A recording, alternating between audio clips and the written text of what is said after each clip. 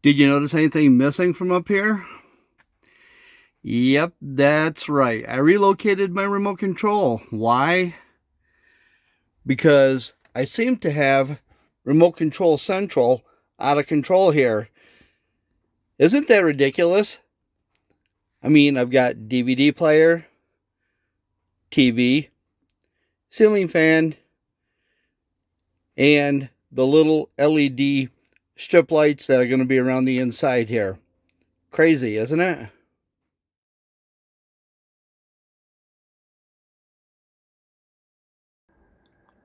Although I've been down a number of bumpy roads, I've had actually no trouble with the TV or the microwave moving around on me.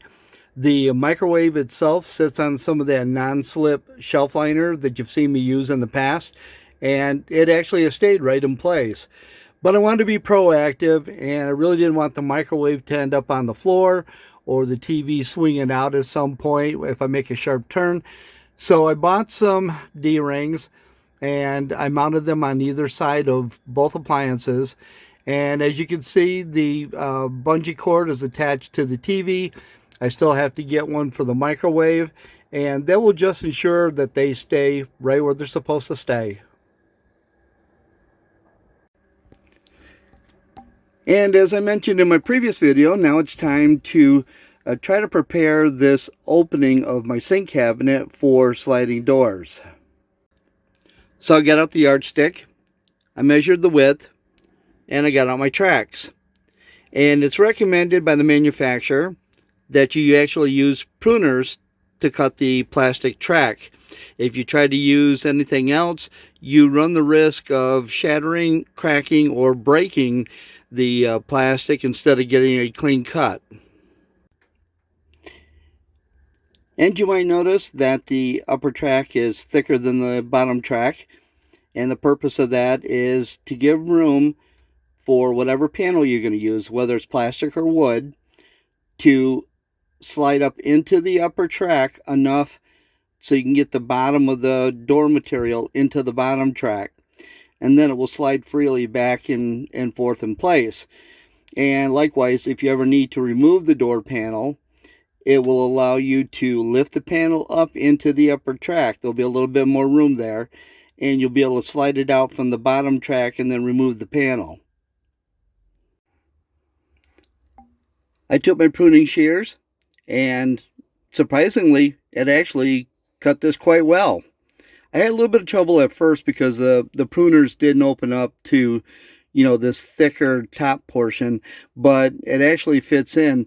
Now, this is going to go on the top, but the top and the bottom are the same distance, and you can see that fit in there pretty perfect.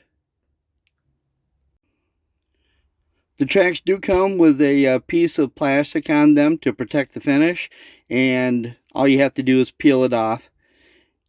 And these will accept up to 1/4 of an inch material. Like I said, it's up to you whether you're going to use wood or a sheet of plastic or something else. I don't know what else would fit in there, but I'm going to have to try to decide myself what I'm going to use for a door material. If you've been following my van build on this channel, then you know that I've been using black accent pieces against the natural wood, and I just thought that that would, kind of stand out a little bit. And I removed the plastic protective piece that's on the track, and you can see it's a nice shiny modern look to this. And I can't wait to get these installed and then get some sliding doors in place. The manufacturer recommends either using nails or glue to attach the tracks to whatever material that you're using the sliding doors on. And in my case, I ended up using just a bead of the clear silicone. It's the same silicone that I used to fasten my sink into the countertop, and that has worked out very well and stayed in place. And likewise with these, I put a bead of silicone on the bottom of the track, and I did the same thing with the top track, and it has stuck right in place great. I had mentioned before that these tracks are made to accommodate a 1/4 inch material. Now that could be, I mentioned either plastic or wood. They also said, some people use glass, and I didn't mention that because that's probably not one of the things that you want to, place in your van. And besides that, I want something that's going to kind of hide my water jugs and, not leave it open for everybody to gawk at if they happen to come in here. The tracks are all in place, and the only thing that's left now is to find whatever material I'm going to use for door panels. And I'm definitely not going to use glass, but I may end up using the 1/4-inch plywood, or if I can get a solid piece of plastic, I'll use that. But in any event, it's all set to go. Once I get those in place, then I can trim out the cabinet itself and try to wrap this project up as well. As many of you know, I have moved around here in the storage complex to about 5 different units, and they vary in sizes according to, whether I wanted to store my Jeep or move my Jeep out and then went to a smaller unit to work on the van. Some of the units have had no mice at all, and others have had multiples. This is the smallest unit that they offer here, and actually I had this once before, and I had moved into it because I had tons of mice in another unit. And although I have no food products in my storage unit at all, I have 6 of these traps out all over. Some days I get none, other days I get multiples. I've tried steel wool down in the corners by the door openings in case they're coming in that way from other units, and I don't know if that's been effective or not, because I'm obviously still getting mice into the unit. And my problem is I don't want them caught in the traps and then sitting there if I'm out on the road. I don't, obviously once they're tripped, they're not going to be available to trip again. So I don't need more mice coming in. And I decided to try something that was more natural and would last longer. So I saw these mouse repellent pouches on Amazon and decided to give them a try. The pouches feature natural ingredients, and these are all ingredients that I've heard to use if you want to repel mice. And things like peppermint oil, lemongrass, cedarwood, those actually smell pretty good once you open the bag up and there's individual pouches in there. These are the pouches that are contained in this bag, and everything is all sealed up. All you do is rip off the opening at the top and then pull the pouch out. And I don't know what the material is here, the brown material. I'm assuming it has to be something that they have soaked in the peppermint oil and the other oils just to give out the smell itself. It's actually a pretty pleasant smell, and I have placed them around inside my storage unit to the recommended 3 foot to 6 foot between each one. So right now I've got 4 deployed in my small storage unit, and we'll give this a try and I'll see if I get any in my traps. Well, here's the back side of my sink cabinet, and I got my upper and lower tracks in here as well for my sliding doors. Now that I've installed my upper and lower tracks on the back side of the sink cabinet, I ended up going with 1/4-inch Luan. It's pretty sturdy, and it's got a really nice smooth finish to it. We'll insert that into the upper track and then let it go down into the lower track, and there you go. Slide that one out of the way. I'll grab the second piece, and likewise I'll put that into the outer track. Get this set down into the bottom here, and there's my second door. So for right now, I'm just going to use my finger or fingernail just to get in here and open this up and slide it back. And there may be a point where I just drill a hole out here, a finger hole, just to put my finger in to be able to slide this out of the way. There's also little metal cap where you can drill a hole, insert the cap, and it's the same thing. It just allows you to put your finger in there, makes it look a little bit more decorative. But essentially all I needed this to do was to hide my water jugs, and it does that great. And I think it looks a heck of a lot better like that, and everything slides perfectly.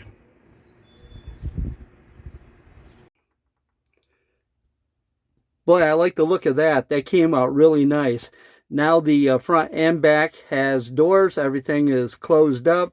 I can still pop out the panels if I need to gain full access under here, or I can just slide one side or the other open, you know, to get at a water bottle. And that's exactly what I intended it to do. Now, all I have to do is finish off the trim and finish off that little bit of drain line to go into a bottle from the sink drain, and that project will be all completed. If you've been watching my channel for a little bit, you know that I've been using a black contrast against the wood grain, and I have to get your opinion on something else, and that's going to be the new doors that I installed. And I need to know what you think. Should I paint them black? Should I polyurethane them to protect them because it is potentially a wet environment? Or one other thought was to paint one side black, poly, or leave the other side just natural, because these can be taken out and swapped around. Give me your thoughts.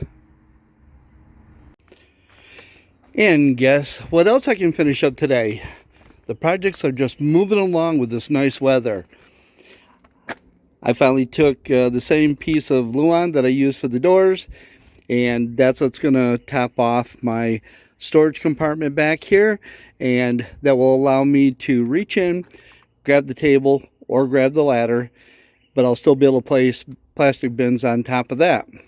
So I'm not wasting any storage, and that'll just be a good use of the space. And just like I've been using on a lot of my projects, I'm going to take some of this Gorilla wood glue, and I'm going to go all along the top edges of the framing, and then I'll set this piece on there, put some weight on it. I may tack it down with a few finish nails at that point, but right now, got to get started. I just laid a nice bed of Gorilla glue all along the edges, and now it's time to get this in place, and then I'll put some weight on top of it. Yay, another project completed. I may leave this plain, or I may top it off with either some headliner material that I have, or maybe a low pile carpet. I'm not sure. I think anything that I put on there will help to hold anything in place. If I put plastic bins on here, they're more than likely going to slide around. But the main thing is I now have easy access here for two of the things that I grab most often, and I've used only a tiny bit of storage space from the garage area, but I've gathered all this too. What I ended up using after putting down the Gorilla wood glue, I end up using these little finished nails.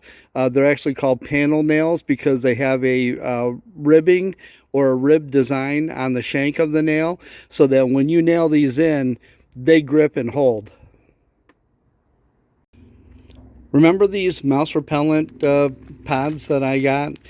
You take them out of the plastic bag, of course, and it's a mesh bag there that allows the peppermint oil and other oils to dissipate into the air and drive off the little furry buggers that I hate. Well, I didn't come the day after I put these down, but 2 days after I put 4 or so of these around my storage unit, I came back and I found an adult mouse dead in the trap. And I don't know if you can see it. The mouse isn't there, of course. I removed that. But you can see how close this trap is to the repellent. I mean, you're probably looking less than an inch away. So I kind of give these things a big thumbs down right now. I'm going to give it a few more days and we'll see if this does anything or if I get anything else in the mix. But right now, it's not looking too good for these things. Well, everybody, that's about all I have for you this week. I just want to thank you once again for all of your support and your nice comments. I'm going to continue making videos, even though I really get, if I'm lucky, 20 or 30 views per video. And I'm not kidding, that's what I get. It may show that I've got almost 800 subscribers. I don't get that many views on my videos, and even less amount of people clicking on the thumbs up button. But I enjoy making the videos, and I hope somewhere along the line that my information is going to provide a little bit of help to somebody else who may be just getting into this for the first time. I mean, this is pretty much new to me too. Even though I did my first van conversion, 40 plus years ago, materials and things have just changed so much over that period of time that you just, really can't keep up with the technology, and everything is all new again. But the one thing that you're going to take away from me is a straightforward video. I'm not going to sit there and lure you in with clickbait that I see on so many other YouTube channels. And I know that sometimes my content is very dry. Like I said, I'm just hoping that somebody will take away what I've done and say, hey, well, maybe that's a good idea. Maybe I can do that. Because that's where I've also learned some of the items that I do. And that is from watching some other YouTubers. And I just want to reemphasize that I really appreciate all of you who are subscribers, all of you who are viewers, and particularly all of you who click on that thumbs up button, because that really does help. I can have 25 videos with 100% likes, and all it takes is someone to give one thumbs down, and I do have that person who does that every once in a while, and the next thing you know, you dropped under your 100%. Not that that's a big deal. It's just me personally. I'm far from, being monetized on any type of, manner here, and I'm not doing the videos for that purpose. I'm hoping to provide some sort of creative content for you that others can use and can learn from, and learn from my mistakes, which I do make a lot of those. But again, have a nice weekend, stay safe, and thank you all for watching.